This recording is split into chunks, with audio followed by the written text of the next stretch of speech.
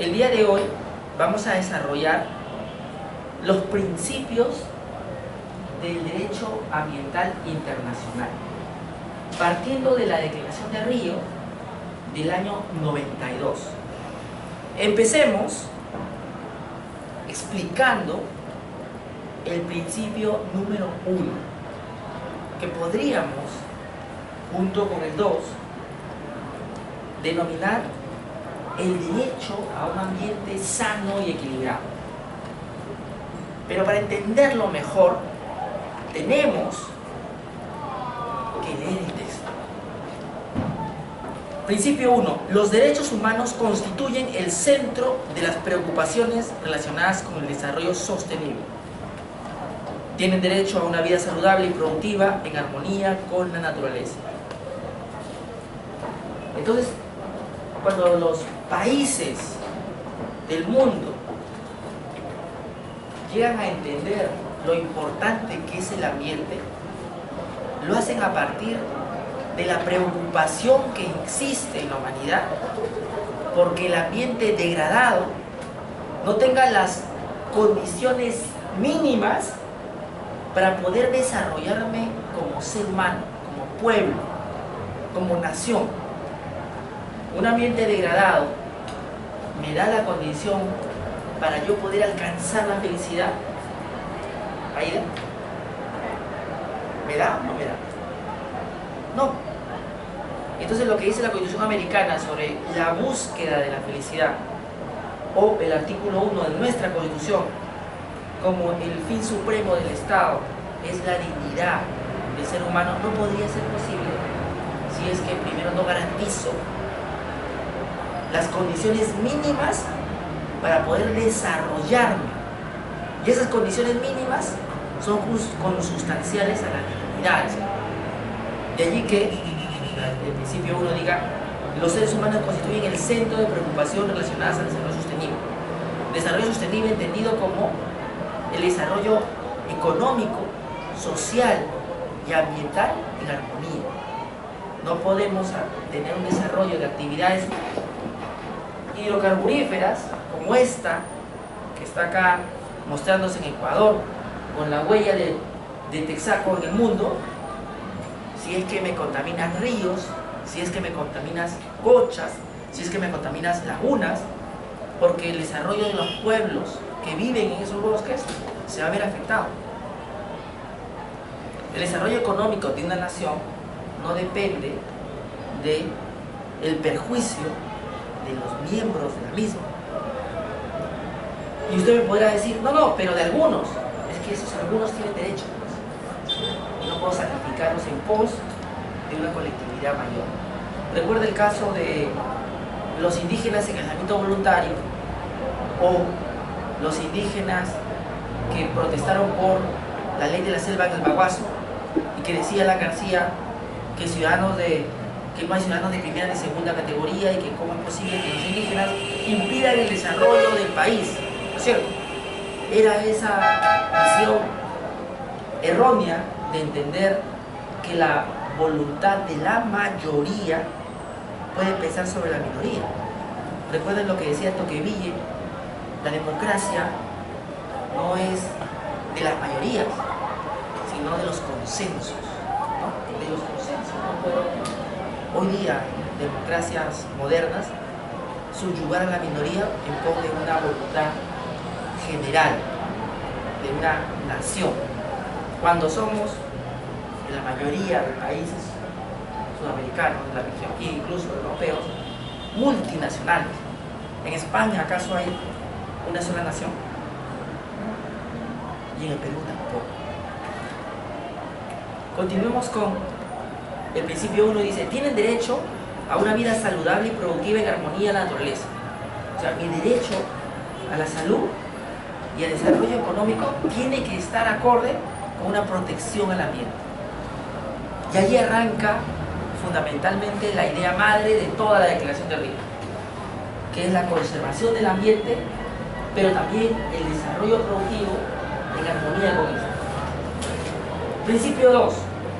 De conformidad con la Carta de Naciones Unidas y los principios del derecho internacional, Los estados tienen el derecho soberano de aprovechar sus propios recursos según sus propias políticas ambientales y desarrollo, y la responsabilidad de velar porque las actividades realizadas dentro de su jurisdicción o bajo su control no causen daños al medio ambiente de otros estados o de zonas que estén fuera de su límite de la jurisdicción nacional.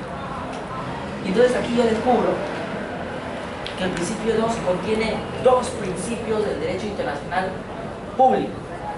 Primero es el principio de no injerencia, y el segundo, el de la soberanía.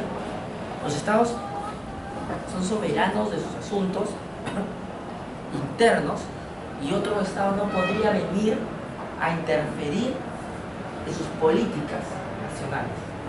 Sin embargo, todo principio tiene sus excepciones. ¿Cuál es la excepción en este caso? Cuando tu derecho interno de regular, por ejemplo, esta actividad hidrocarburífera implica que ello podría contaminar a tu país limítrofe, ahí tienes que tener cuidado, porque el ejercicio de un derecho no puede ser de manera abusiva y arbitraria, tiene que ser acorde con el jus cogens, el derecho internacional público, y tiene que ser acorde con el respeto de los derechos de otros estados. Y entonces aquí te están diciendo, cuidado con los daños transfronterizos, puesto que de ocasionarlos tendrás que hacerte cargo. Y además te están diciendo algo más importante: la regulación de actividades productivas contaminantes en zonas limítrofes tendrán que hacerse de una manera consensual con los países limítrofes. Ejemplo, cuando Uruguay pone una papelera al costado de Argentina en un río, ¿afecta o no afecta el medio ambiente de los habitantes de Argentina aledaños? Claro que sí, porque la papelera produce residuos tóxicos que van a un río que es compartido con los países. ¿Qué otro derecho se afecta en ese caso? El derecho a la participación ciudadana. Porque la participación ciudadana solamente debe depender de los nacionales, sino de aquellos que, estando directamente afectados, deberían ejercer participación. ¿Y cómo lo harían? A través de su Estado, tomando posición sobre una licencia de funcionamiento que tarde o temprano pudiera tener implicancias en los derechos del Estado vecino. Otro caso es el de Ecuador con Colombia. Ustedes saben que Colombia tiene una política de erradicación de cultivos de coca, ¿sí? Entonces, en ese proceso hace aspersiones aéreas con una serie de tóxicos para que no crezca esta planta. Y en ese proceso, el viento hace que esas aspersiones lleguen a territorio ecuatoriano y se genere un daño ambiental transfronterizo. Este principio lo que quiere decirte en el fondo es: si generas un daño ambiental transfronterizo, tienes que hacerte cargo de ello. Pero antes de eso, para prevenirlo, tendrías que ponerte de acuerdo para fijar reglas de juego para que en caso de haber daños transfronterizos esto se contenga. ¿Sí? Caso Perú-Ecuador, así el año pasado. En Ecuador hubo un derrame de hidrocarburos que afectó el río Pastaza. ¿Era un daño transfronterizo, sí o no? Claro. Este principio, ya en el 92, te decía qué hacer. Dice, tu derecho de soberanía como Estado, tu derecho a no intervención en tus asuntos internos, tiene un límite. Cuando ese ejercicio de tu soberanía puede afectar a un Estado, tú debes ponderar tu decisión estatal y coordinarlo con el Estado vecino. Ya veremos que esto se traduce en convenios, pero más adelante. Principio 3. El derecho al desarrollo debe ejercerse en forma tal que responda equitativamente a las necesidades de desarrollo y ambientales de las generaciones presentes y futuras. ¿Qué está contenido en el principio 3 de la Declaración de Río? Ni más ni menos que el concepto de desarrollo sostenible que había elaborado el informe Brundtland, en el cual se fijan los pilares del desarrollo de la humanidad. de una manera sostenible, se dice, que implica que la actividad productiva y vida económica tiene que tener en consideración el desarrollo social y la protección del ambiente. La actividad hidrocarburífera, ¿cómo tiene eso en cuenta? Con el canon. ¿Por qué existe el canon? Porque es una forma de compensar a la sociedad por los impactos negativos que se generan producto de la actividad. ¿Sí? Ese beneficio económico reditúa en un desarrollo social, pero ese desarrollo social también tiene que ir de la mano con elevar estándares de calidad ambiental, de desempeño de la empresa hidrocarburífera para que no contamine, lo que implica el fortalecimiento de la labor de fiscalización del Estado a través de ¿quiénes? Del Ministerio del Ambiente, del Organismo de Evaluación y Fiscalización Ambiental, de la Autoridad Nacional del Agua, etc. ¿Sí? A través de los organismos competentes uno tiene que generar resguardos. A nivel internacional, eso te lleva a otros fenómenos. Por ejemplo, el pago por servicios ambientales. Si tú, en la Unión Europea, o en China, o en Estados Unidos, tu industria genera gases de efecto invernadero, aquí tendría que comprar una especie de certificación por bonos de carbono cuando exista el mercado completamente formalizado. Esos certificados a partir de aquellos que conservan bosques. ¿El Perú conserva bosques? Sí, en un parque nacional, en la Amazonía, en una reserva nacional, en un santuario nacional, en una nación protegida. Bueno, esa conservación va. Entonces hay desarrollo sostenible porque la propia industria contaminante puede inyectar recursos financieros a aquellos que conservamos. ¿Sí?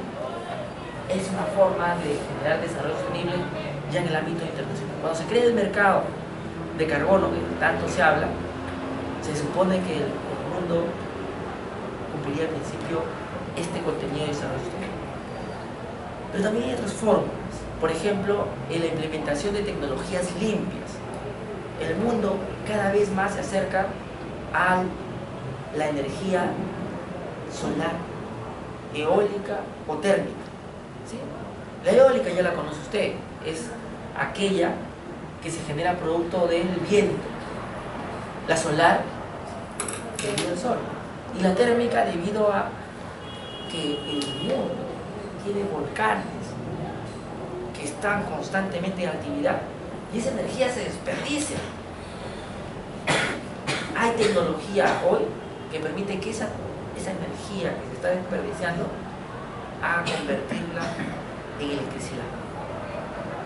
En el Perú hay volcanes, hay zonas para un potencial térmico que podemos desarrollar. Para poder desarrollar esas tecnologías limpias, los países desarrollados tienen que transferirnos tecnología, ¿sí? A un costo mínimo para poder desarrollarla. Si yo pago las patentes de esa industria, no podría. Es parte de los compromisos que más adelante vamos a conversar de los estados industrializados y desarrollados frente a los estados en desarrollo como los nuestros. Tienen que compartir su tecnología y no pueden cobrarnos la patente. De lo contrario, sería muy caro. ¿Cuánto cuesta un panel solar? Muy caro. Pero si yo lo hiciera en el Perú, sería el doble caro porque tendría que pagar el derecho a patente, la tecnología. Cuando expira ese derecho, por ejemplo a los 20 años, ya habrá aparecido otra tecnología mucho más avanzada que yo no podré usar y siempre estaría un paso atrás. Se supone que el acceso a tecnologías que permitan desarrollo de una industria más limpia debería ser a un costo cero para países en desarrollo. De lo contrario, seguiremos siendo el mismo país exportador de materias primas y de productos sin manufactura. ¿Sí?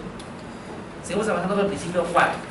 Ahorita solo son principios generales. Ya vamos a entrar a principios capitales, como el precautorio, como el de interacción de costos, como el de responsabilidad ambiental, como el preventivo. Pero esto es como el preámbulo, la parte filosófica de la declaración. A fin, dice el principio 4 que estábamos conversando. Principio 4. A fin de alcanzar el desarrollo sostenible, la protección del medio ambiente deberá constituir parte integrante del proceso de desarrollo y no podrá considerarse en forma aislada. La protección del ambiente no puede ser tan radical que me olvide que los seres humanos tienen que desarrollar económicamente y socialmente. Si yo constituyo un parque nacional o un parque binacional entre Perú y Ecuador, sería justo que la población que esté allí no pueda tocar ningún árbol, ninguna especie que esté ahí y con ello no pueda subsistir. No. Entonces tenemos que hacer un equilibrio. Está bien conservar el ambiente, pero tenemos que hacerlo de una manera dinámica que haga posible que las poblaciones allí asentadas puedan conseguir desarrollando. Como por ejemplo, a través de una pesca sostenible, a través de los planes de manejo forestal adecuados, a través del ecoturismo, ¿no? A través de la artesanía, podríamos aprovechar los recursos del parque, o a través de la bioprospección, o a través de la educación ambiental, etc. Principio 5. Todos los estados y todas las personas deberán cooperar en la tarea esencial de erradicar la pobreza como requisito indispensable de desarrollo sostenible, a fin de reducir las disparidades en los niveles de vida y responder mejor a las necesidades de la mayoría de los pueblos del mundo. El principio 5, si quisiéramos observar qué contiene, es el principio de equidad. El desarrollo sostenible y la búsqueda de proteger el ambiente no puede olvidar que debemos, en ese proceso, tratar de erradicar la pobreza, luchar contra ese desequilibrio de riqueza que existe a nivel mundial.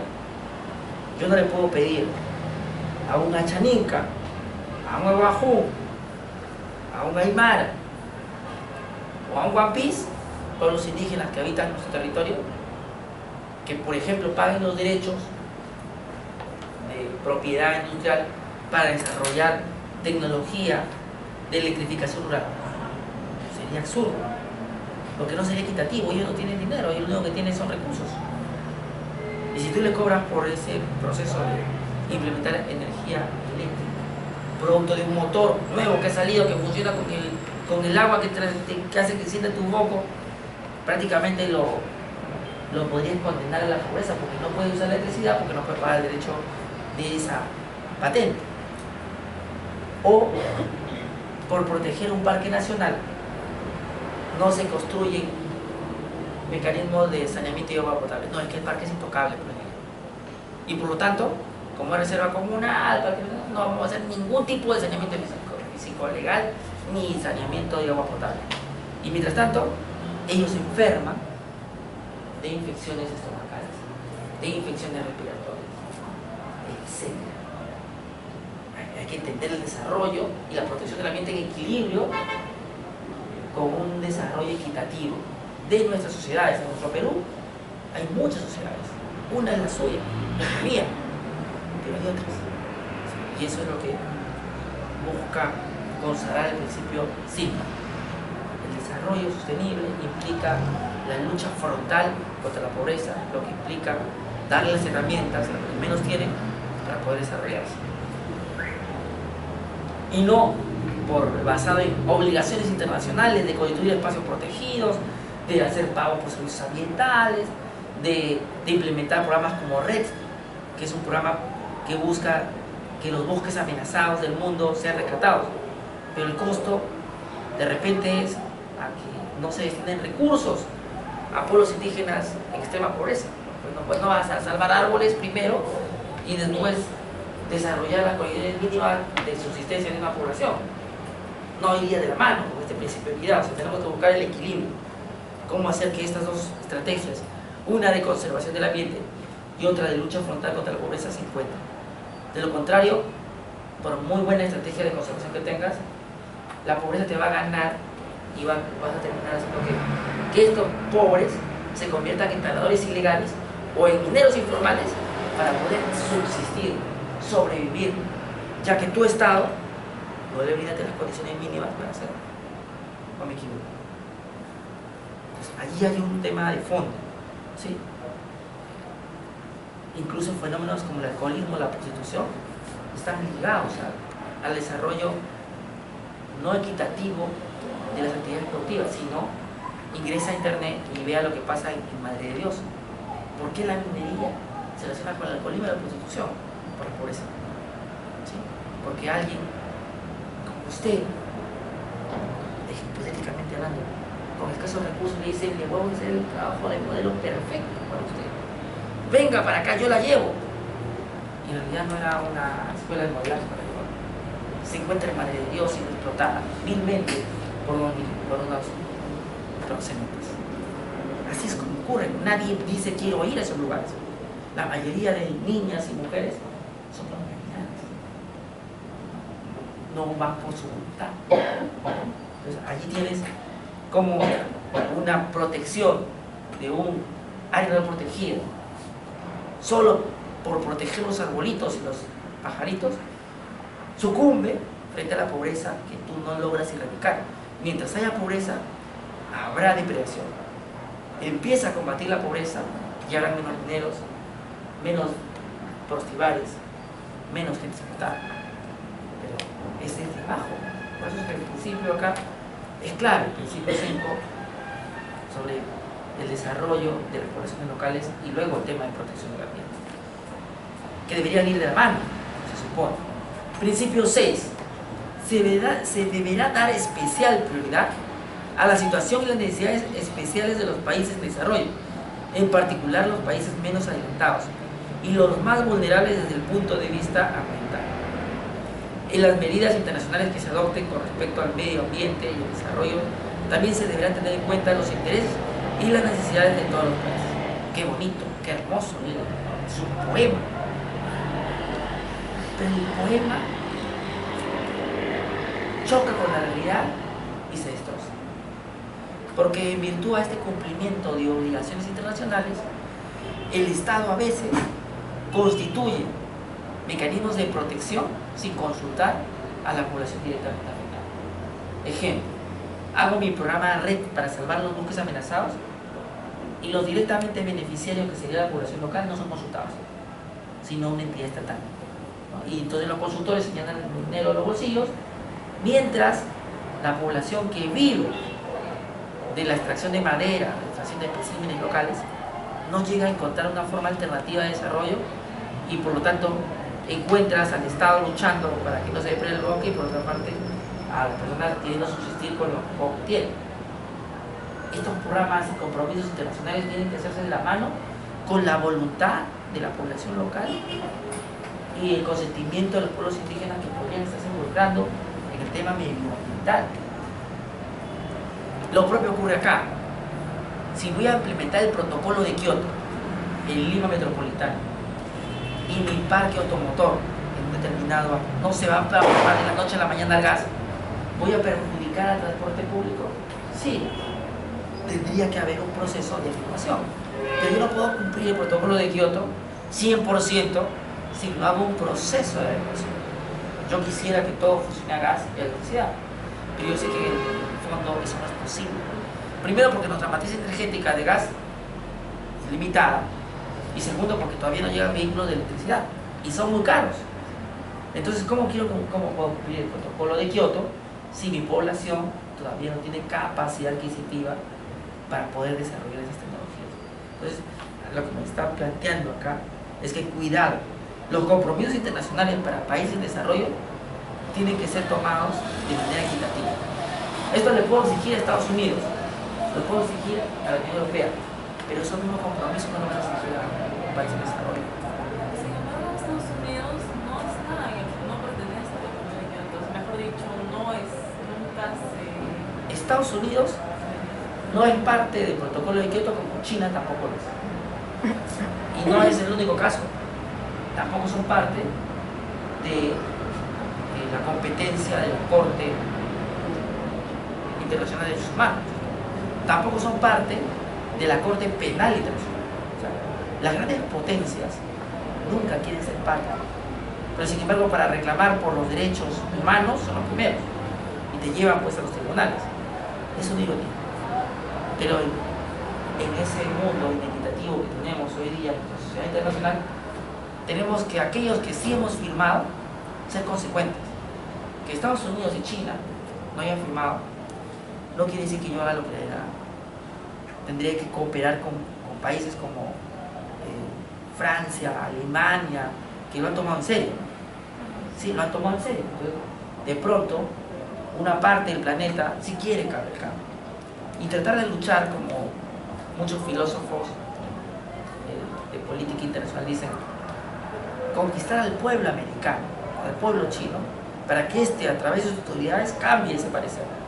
No puedes tener una fuerza militar que haga lo que quiera, o una industria que no respete la protección ambiental. Esto es difícil, pero la guerra de Vietnam demostró que el pueblo americano, cuando quiere, tiene peso. Y además, recuerden que las principales ONGs ambientalistas y derechos humanos son de los Estados Unidos. Es una cuestión de seguir presionando en ese pueblo que es